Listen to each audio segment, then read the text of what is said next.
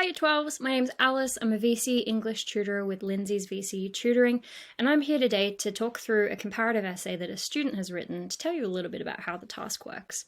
So let's get right into it. We'll start with the topic. This is a how topic. So anytime you see how or in what ways in a topic, it's going to be approached differently than a discuss or to what extent do you agree topic. Basically, instead of asking us, what do the authors say about the fragility of leadership? The question is asking us, how do they say it? So your paragraphs are going to be organized around themes or ideas, characterization, literary devices is an important one. It's going to be organized around how the authors express this idea. Not asking what, but what do they use to do it? How do they accomplish this? Basically, we're thinking of the text as a construct, something that the authors have deliberately created using things like characterization or literary devices in order to explore this idea. This essay, there's some great signposting in the introduction. I would recommend that this bit be a bit condensed. Just make sure that your signposting is really concise, really clear, because this is going to be the first impression the examiner gets of your essay, so you need it to be really clear where you're going.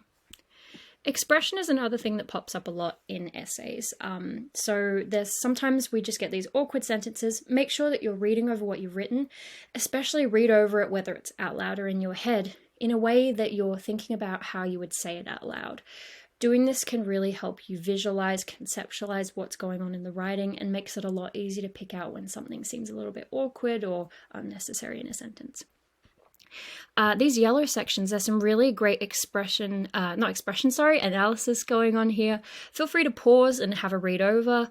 But what I really love about the student's analysis is they don't just go, here's a quote or here's a filmic device and this is relevant to my argument, and then move on. They're going, here's a filmic device or here's a quote, here's what it means, here's the effect it has on a reader, here's why the filmmaker has put it in and the big ideas it links to.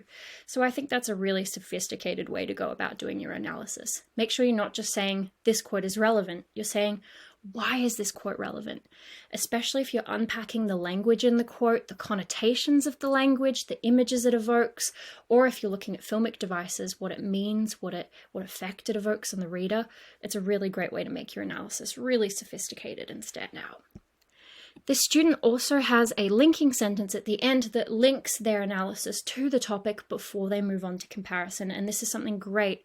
It's really easy to fall into the trap of doing your analysis and going similarly, the next text, blah, blah, blah. Make sure you're always linking back to your topic sentence and reminding the examiner, this is my argument, and this is how the evidence I've just said links to my argument, and then move on with your analysis, and it just makes it so much more clear and concise and sophisticated. This is a great example of a point of comparison. It's not just saying similarly, the next text does this. It's saying Maloof thereby portrays Priam in parallel to the Queen as an object who simply acts to serve a purpose, blah, blah, blah. It's not just saying similarly, etc. It's saying this is what's similar, this is what's different. So that's really good. Then something else that's important is making sure you've got a linking sentence at the end of your paragraph just to tie everything together, especially in the comparative essay where you're tying two texts together before you move on. Really important that you don't just leave your analysis hanging. You've got to remind the examiner, this is my argument, this is how everything I've just said relates to my argument. Some more great analysis here. This is again a nice linking sentence before moving on. Here is an example of where the comparison could be deepened, something more than Frears explores this concept similarly. What is it about this concept that Frears explores similarly? Things like that are really important in the comparative. This is a great linking sentence, so you can see an example of how this comes into play. It's linking both texts together, it's comparing them, and it's linking it to the big ideas of this essay. So really great stuff there. This here... oops, sorry, I just moved my camera. This is a great argument here because it offers another side to the topic, which I think is really sophisticated. It's really easy to just kind of list things in response to a topic to go, if it was, say, for example, what do the texts say about the fragility of leadership? It's really easy to just list things, but if you can offer a bit of nuance and if you can kind of provide a little bit, not a counter argument necessarily, but an argument that's a little bit more considered. It's not just a list, a yes or no response. It's like, have you considered this other side to things?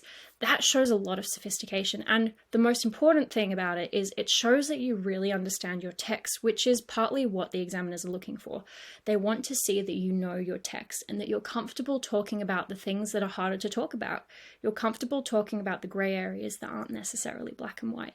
So I love this argument for that reason. Now, this is something I see a lot in a lot of students' essays in my years as a tutor, is a sentence that looks fine on paper, but you read it out and it actually can't be a sentence on its own. For example, therefore, strengthening the monarch and leading body through this unity. As you can see, it's actually an incomplete sentence. So coming back to what I said before, read over your work as though you're saying it out loud and you'll see these kinds of errors.